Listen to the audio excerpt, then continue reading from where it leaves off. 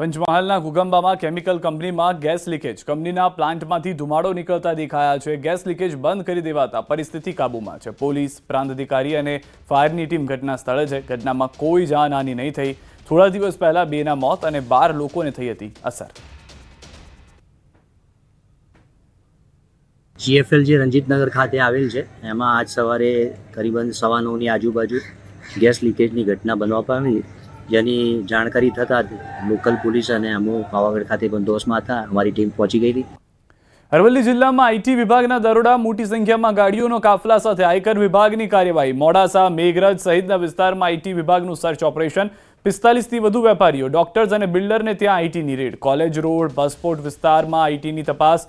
400થી વધુ કર્મીઓની પોલીસ બંદોબસ્ત સાથે કાર્યવાહી. હાલમાં દ્રશ્યો જોઈ રહ્યા છો અરવલ્લીથી કે જ્યાં આગળ આઈટી વિભાગે રેડ પાડવાનું શરૂ કર્યું છે. મોટાભાગના બિલ્ડર્સ અને ડોક્ટર્સ હોવાની જાણકારી મળી રહી છે.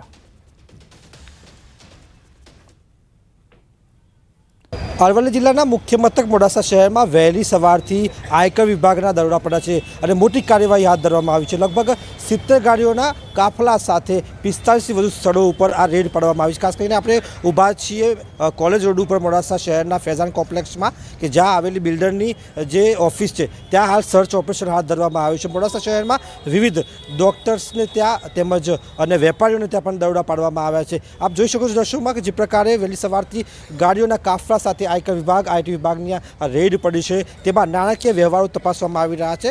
જે પ્રકારે તેમના દ્વારા જે દસ્તાવેજો એકઠા કરવામાં આવી રહ્યા છે તેમાં ક્યાંક ને ક્યાંક નાણાકીય ગેરરીતિની બાબતમાં તપાસ કરવામાં આવી રહી છે. કરોડો રૂપિયાના જે વ્યવહારો થયા છે તેની તપાસ કરવામાં આવી રહી છે. એટલે અરવલ્લી જિલ્લામાં મેઘરજ, મોડાસા સહિતના વિસ્તારોમાં હાલ તો જે પ્રકારે સોપો પડી ગયો છે આ રેડના કારણે, ત્યારે જે તપાસ છે, જે સર્ચ છે તે તેજ કરવામાં આવી રહ્યું છે. હાર્દિક પટેલ, ન્યૂઝ 18 ગુજરાતી, અરવલ્લી.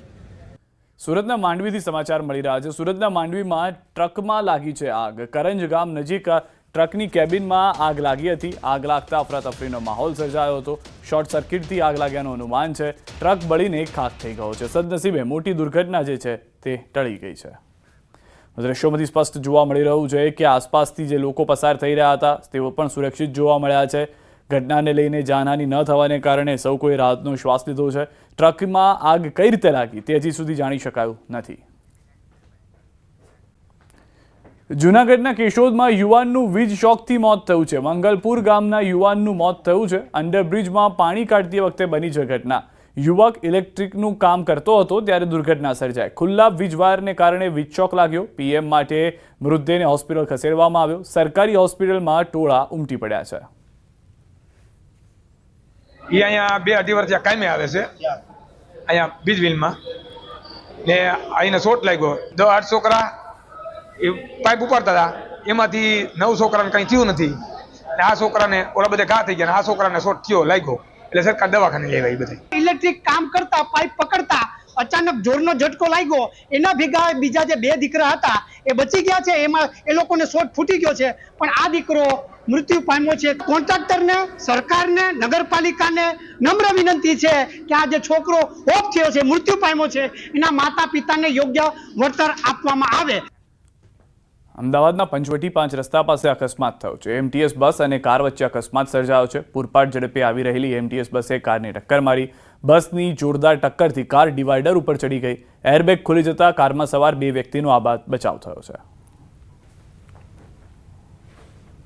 4 રસ્તા ઉપર સિગ્નલ બધા ખુલ્લા જ હતા. સામેથી મારી ગાડી આવતી હતી, આ બાજુની ગાડી એ રફમાં હતી, મારી એ રફમાં જ હશે, એમ સમથિંગ પકડી લો ને. એની 30ની આસપાસ સ્પીડ હશે. બસમાં પ્રવાસી હતા 8.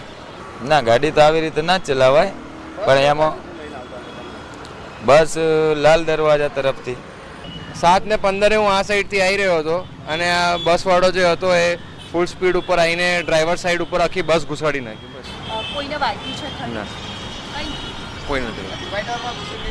એટલે જ્યારે બસ અને ગાડી અથડાઈ તો ગાડી ઉછળી નાખી ડિવાઈડર ઉપર ચડી ગયેલી. મહીસાગરમાં અકસ્માતમાં એકનું મોત થયું છે. હાલોલ શામળાજી હાઈવે પર અકસ્માત. એક કન્ટેનર બીજું કન્ટેનરમાં ઘૂસી જતા અકસ્માત થયો. પાછળથી આવતા કન્ટેનર ચાલકનું મોત થયું. કન્ટેનરની કેબિનનો કચ્ચર ગાણ વળ્યો છે. પોલીસે ઘટના સ્થળે પહોંચી તપાસ હાથ ધરી છે. નર્મદામાં ચેતર વસાવાના ગઢમાં આપને મોટો ઝટકો લાગ્યો છે. બીજેપીએ ચેતર વસાવાના ગઢમાં પાડ્યું છે ગાબડું. ડેડિયાપાડાના તાલુકાના ટીલીપાડા ગામ ખાતે આપમાંથી 500 જેટલા લોકો બીજેપીમાં જોડાયા છે.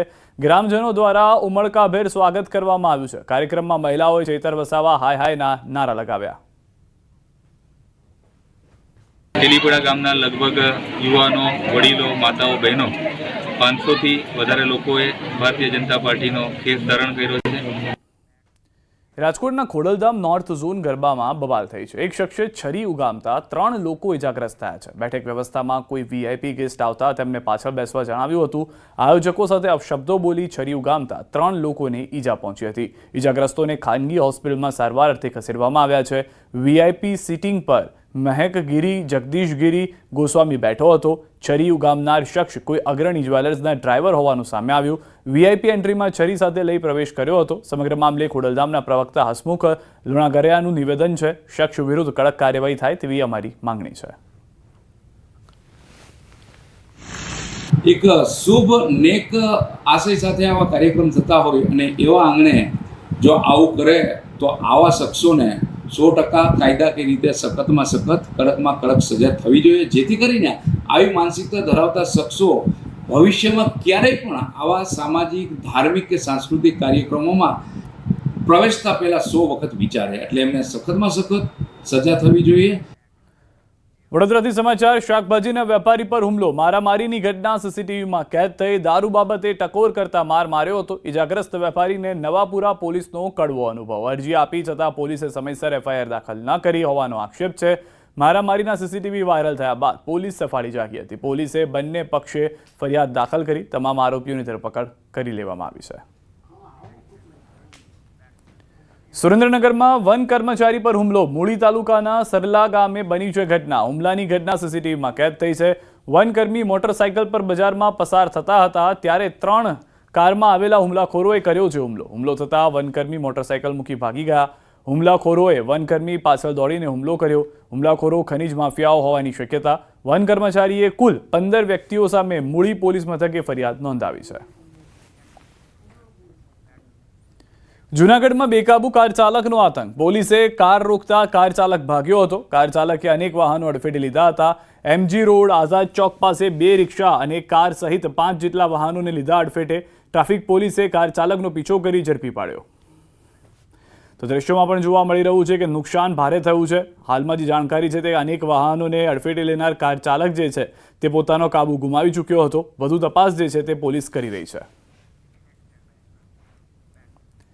રાજકોટથી સમાચાર. રખડતા શ્વાનનો આતંક, શ્વાનનો હુમલો